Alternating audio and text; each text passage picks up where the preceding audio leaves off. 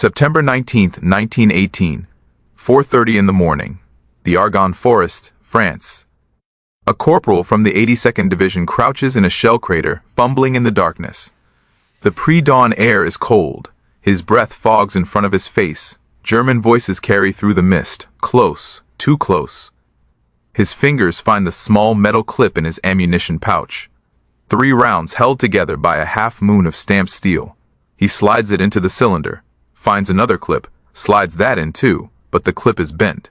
It happened yesterday when he shoved the pouch into his pack too hard. Now the thin metal won't seat properly. The cylinder won't close. His M1911 would have loaded in 2 seconds.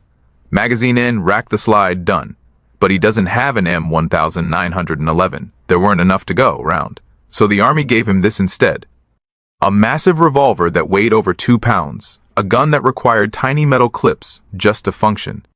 The M1917 revolver, built by Colt and Smith Wesson, the stopgap sidearm that armed nearly 1/3 of American handgun carriers in the Great War, and the pistol that almost every single one of them learned to resent. In training, they'd been told it was reliable. In pamphlets, it was called robust. On paper, it solved a crisis. But crouched in the mud of the Argonne, with enemy patrols moving closer, none of that mattered. What mattered was that his sidearm, his last line of defense, was fighting him instead of the enemy.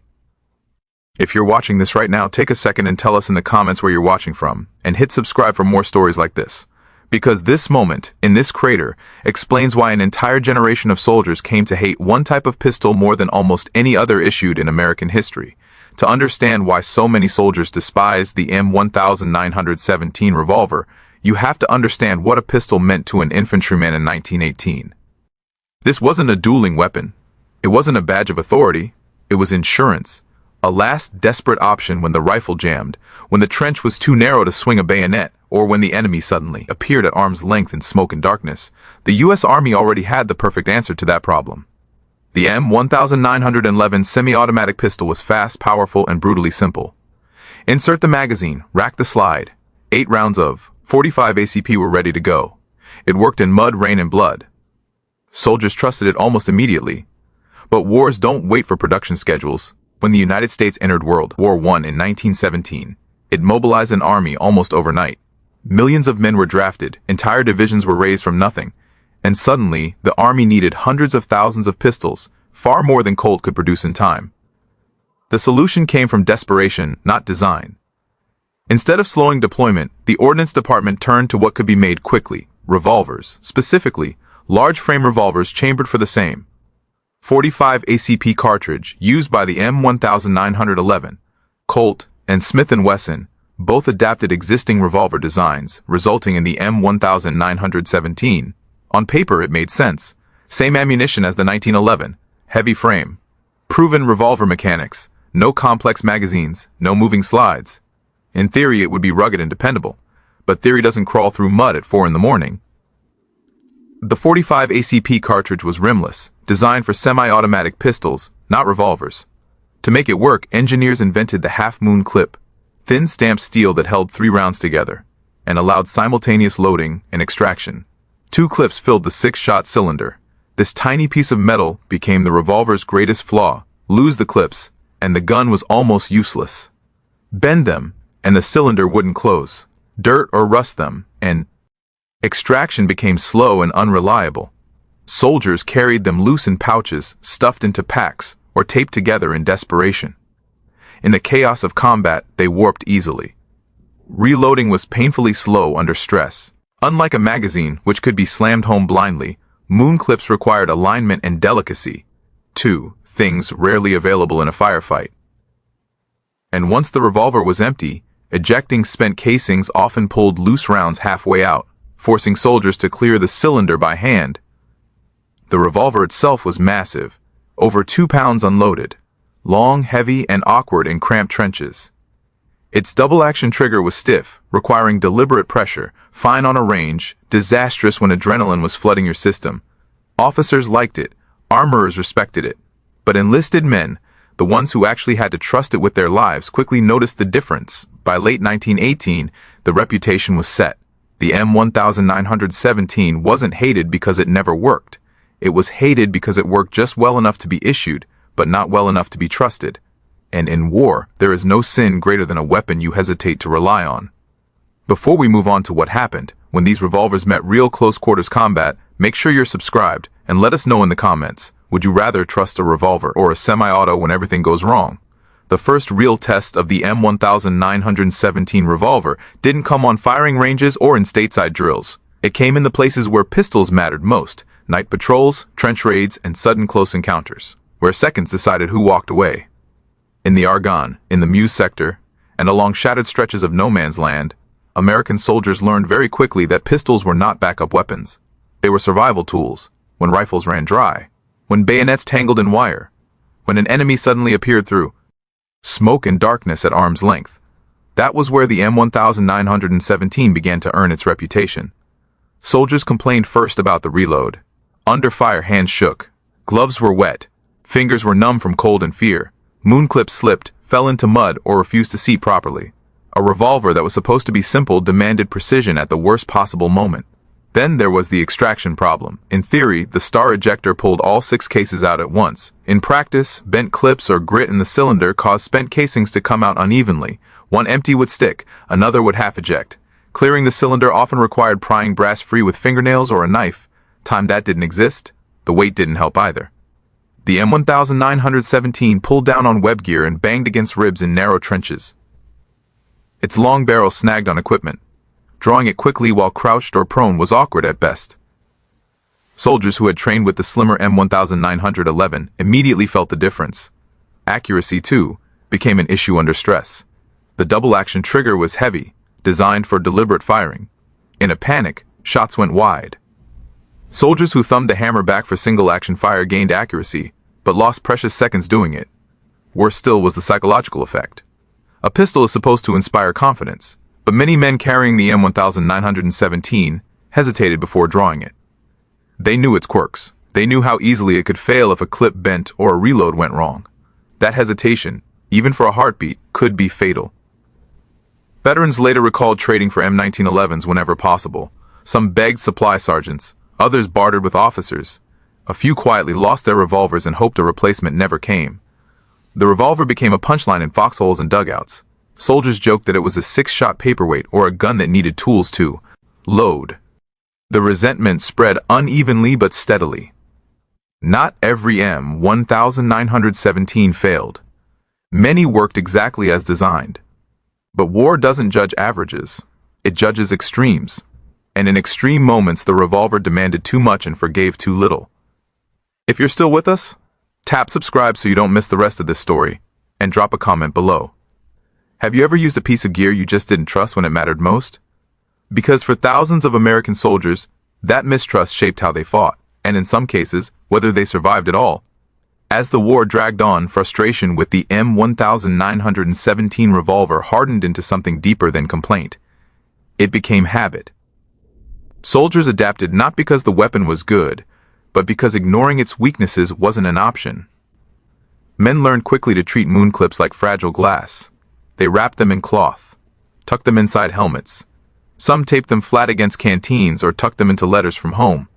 A few bent them back into shape with pliers whenever they could. None of this was in the manual. All of it was necessary. Reload drills changed. Instead of smooth, practiced motions, soldiers rehearsed contingency actions. What to do if the clip jammed, how to dump loose rounds into the cylinder without clips, how to pry stuck brass free in darkness. Revolvers were supposed to be simple. This one demanded improvisation. Instructors rarely acknowledged the problem. Official doctrine still described the M1917 as rugged and dependable. Field reports that mentioned issues were buried beneath logistics summaries and ammunition counts. The war moved too fast to stop and reconsider a stopgap solution. So the soldiers solved it themselves. Some removed the lanyard rings to reduce snagging. Others shaved grips or modified holsters to speed the draw. A few carried the revolver unloaded, relying on rifles and grenades instead. The pistol was a last resort, they reasoned. Then it didn't deserve attention until everything else had failed. That mindset was dangerous, but it was understandable. The resentment wasn't just mechanical, it was emotional. The M1917 symbolized something soldiers hated more than discomfort: being issued equipment chosen for convenience, not survival. The revolver wasn't a weapon they'd chosen, it was one they'd been handed, because factories couldn't keep up. Stories spread from unit to unit: a patrol leader who couldn't reload fast enough, a sentry fumbling moon clips in freezing rain, a wounded soldier trying to clear a jammed cylinder with shaking hands. Each story reinforced the same conclusion: this was not a gun you wanted when everything went wrong. Even officers who initially defended the revolver began to notice the pattern. Units armed with M1911s reported fewer complaints. Morale was higher. Confidence was visible. The difference wasn't in firepower, it was in trust. By late 1918, the M1917 had earned a reputation that no inspection report could erase. It wasn't universally bad, but it was unforgiving. And in trench warfare, forgiveness mattered. Before we move on to the moment that finally sealed the revolver's fate in the eyes of many soldiers, take a second to subscribe if you haven't already, and let us know in the comments. Do you think soldiers should adapt to flawed equipment, or should doctrine change to fit reality? The breaking point rarely came in dramatic charges or sweeping offensives. It came in moments that were small, sudden, and irreversible.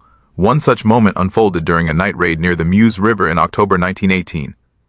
A small American patrol moved through shattered wire and shell holes, tasked with locating a German listening post. Rifles were slung, bayonets fixed, pistols were the weapon of last resort. When the shooting started, it darted close. A German flare burst overhead, flooding the ground with white light. Shadows froze. Someone shouted. A rifle discharged. In the chaos, an American corporal found himself face to face with a German soldier scrambling out of a dugout. He drew his M1917. The first two shots went wide. The double-action trigger felt heavier than it ever had on the range. He thumbed the hammer back and fired again. The third round hit. The German went down, but another figure appeared behind him. The corporal's cylinder was nearly empty. He hit the ejector. One clip fell free, the other didn't. It twisted, jammed. Spent brass and live rounds tangled together halfway out of the cylinder. He shook the gun. Nothing moved. Those seconds stretched. A rifle cracked nearby. Someone else fired. The threat ended, but not because the revolver worked. The patrol survived in spite of it. Afterward, no one filed a formal complaint. There was no time for that. But the lesson traveled faster than paperwork ever could. The M1917 had failed at the exact moment it was meant to succeed. Stories like this piled up. Not every engagement ended badly, but enough of them did that the revolver's reputation crossed a point of no return. Soldiers stopped assuming it would work under pressure. They planned around its failure. That was the true death of the M1917 as a trusted weapon. Trust, once broken, doesn't come back easily, especially in war. Men who survived close calls attributed their survival to luck, comrades, or rifles, but rarely to the revolver on their hip. The gun became a liability to manage, not an asset to rely on. By the time the armistice came in November, many soldiers had already made up their minds. If another war came, they wanted nothing to do with moon clips and heavy cylinders. They wanted speed, simplicity, certainty. If this story is making you rethink what reliable really means, hit subscribe for more untold military history, and tell us in the comments, have you ever lost trust in something at the exact moment you needed it most? Because for thousands of American soldiers, that moment defined how one pistol would be remembered forever. From the front lines, the verdict on the M1917 revolver seemed obvious. But far from the mud and gunfire, in offices lined with maps and production charts, the story looked very different. To the Ordnance Department, the revolver was not a failure, it was a solution. When America entered the war, the country simply could not manufacture M1911 pistols fast enough. Tooling took time. Skilled labor was limited. Shipping capacity was strained. Revolvers, on the other hand, could be produced immediately using existing designs in factories. Colt and Smith Wesson already knew how to build them at scale. From a logistical perspective, the M1917 made sense. It used the same 45 ACP ammunition as the M1911. It was mechanically strong. It passed inspection standards. On paper, it worked. What paperwork didn't capture was stress. Training manuals described moon clips as efficient. Range tests assumed clean hands and calm shooters. Reports averaged performance across thousands of guns, smoothing out the failures that haunted individual soldiers. The system measured success statistically, not emotionally, and statistics don't feel fear. Commanders also faced another uncomfortable truth: there was no alternative. Sending troops into combat without sidearms was unthinkable. Delaying deployment for better pistols was impossible. The revolver wasn't chosen because it was loved, It was chosen because it existed. Some officers knew the complaints were valid. Quietly, they requested more M1911s for their units. Others ignored the issue entirely, believing discipline mattered more than comfort. A weapon, they argued, was only as good as the man using it. The men carrying the revolvers disagreed. This disconnect created a silent divide. Frontline soldiers adapted and resented. Rear echelon planners optimized and defended. Neither side was wrong, but they were speaking different languages. If you're watching this from anywhere around the world, drop your location in the comments and hit subscribe, because what happened next would echo far beyond World War I, shaping how future armies thought about sidearms, trust, and the cost of stopgap solutions. The M1917 didn't disappear after the armistice. It went into storage, into police departments, into reserve units. And when another global war erupted 2 decades later, it came back. Still heavy, still demanding, still remembered. By the time World War II approached, the M1917 revolver had already earned its place in military folklore, but not as a beloved weapon. Soldiers who had carried it in World War I shared their stories with younger recruits, passing down warnings about its quirks, its stubborn clips, and its unforgiving double-action trigger. The revolver had become a symbol of resilience tested under fire, and frustration tested under stress. During the early years of World War II, the revolver re-emerged in limited numbers, largely as a reserve weapon, or for officers who had not yet received the newer M1911 pistols. Units that received them faced an immediate choice: adapt or endure. Frontline troops quickly recognized the same patterns of failure. In wet trenches, mud-stained fields, and cold morning patrols, moon clips bent, cylinders jammed, and every reload demanded precision. Unlike rifles or semi-automatic pistols, this revolver offered no margin for error. The tipping point came during training exercises and field operations. Recruits, now more aware of modern firearms, tested the revolver under stress drills. Instructors watched as soldiers fumbled with bent clips, struggled to seat cartridges, and cursed under their breath. Those who had seen the revolver in World War I shook their heads knowingly. Every mishap reinforced the reputation that had been decades in the making. Stories of near-fatal mishaps spread quickly. One soldier recounted clearing a jam with trembling hands as enemy snipers advanced nearby. Another described wasting precious seconds trying to reload, realizing too late that his M1911 counterpart could have finished the job effortlessly. These anecdotes were repeated in barracks, shared across mess halls, and written in letters home, solidifying a collective disdain. Even officers could not ignore the truth. In quiet moments, some acknowledged that while the revolver was mechanically sound, it was psychologically inadequate. Soldiers did not trust it, and in combat, distrust was deadly. Before moving on to the eventual resolution of the revolver story, take a moment to subscribe for more Untold World War I and World War II stories, and drop a comment letting us know, would you trust a weapon you knew could fail in the heat of battle? The M1917 had become more than a firearm. It was a lesson, a testament to the gap between production efficiency and battlefield reality.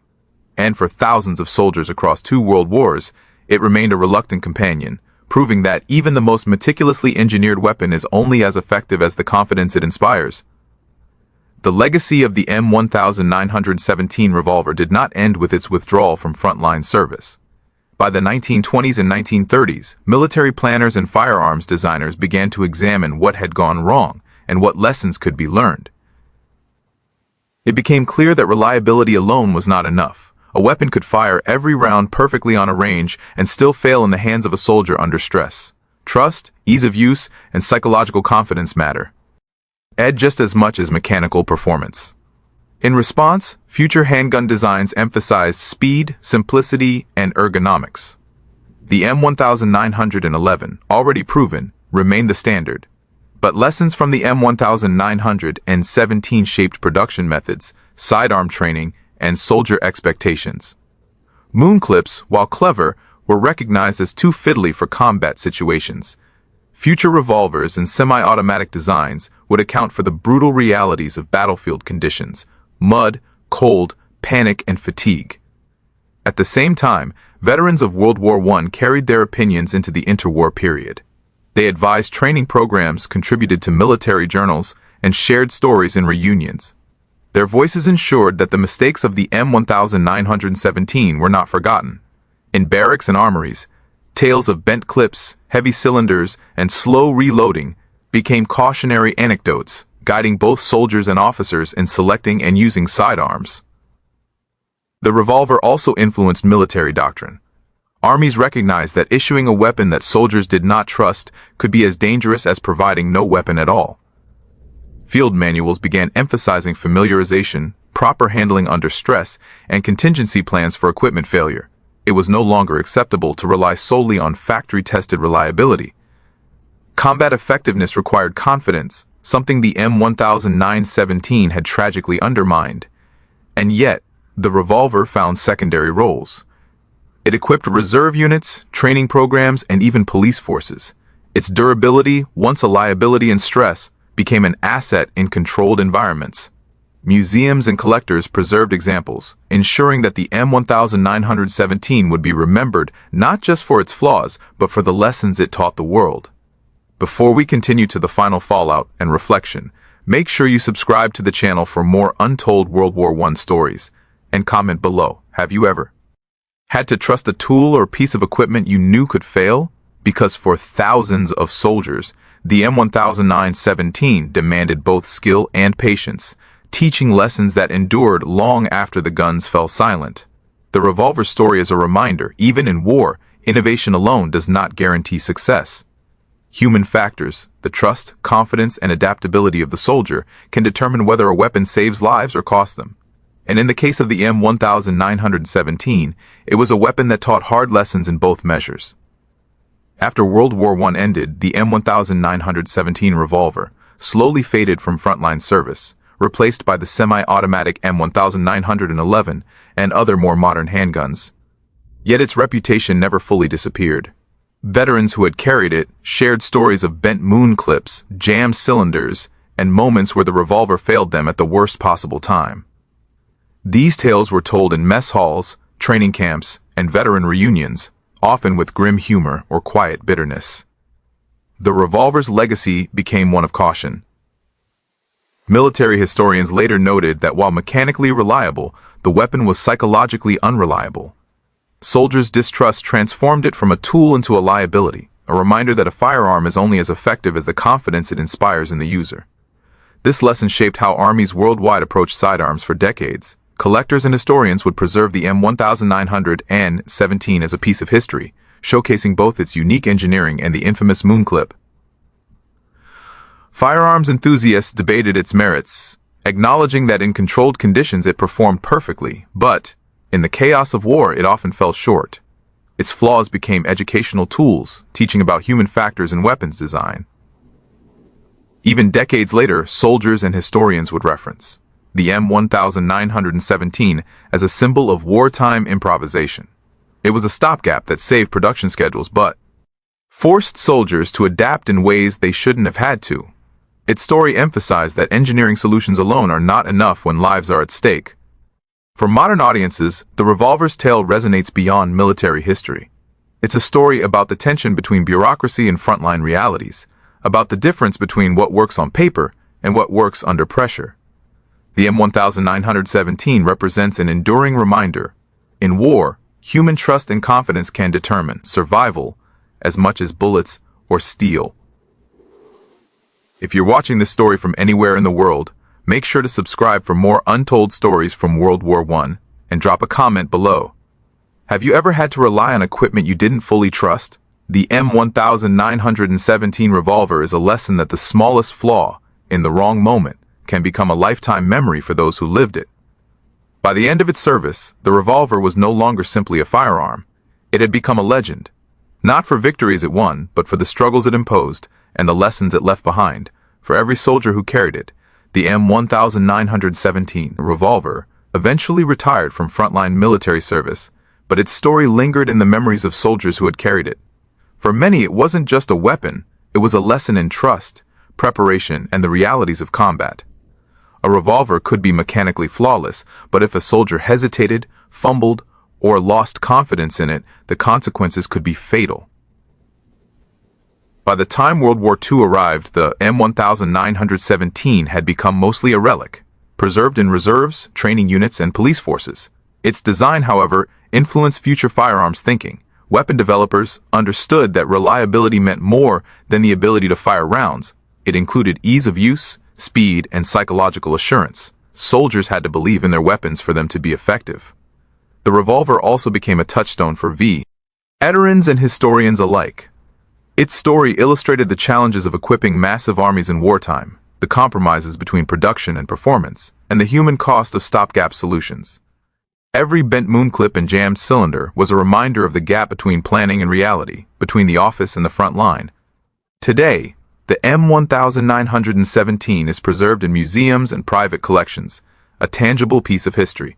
Visitors can see the heavy cylinders, the stamped clips, and imagine what it was like for a young corporal in a foggy trench, trying to make the revolver work while enemy fire closed in. It serves as both a cautionary tale and a tribute to the soldiers who adapted, survived, and endured despite its shortcomings. If you enjoyed this story, don't forget to subscribe for more untold World War I tales, and let us know in the comments, what's the most frustrating tool or piece of equipment you've ever had to rely on? For the soldiers who carried the M1917, that frustration became history, and a lesson that even the most famous weapons can fail without trust.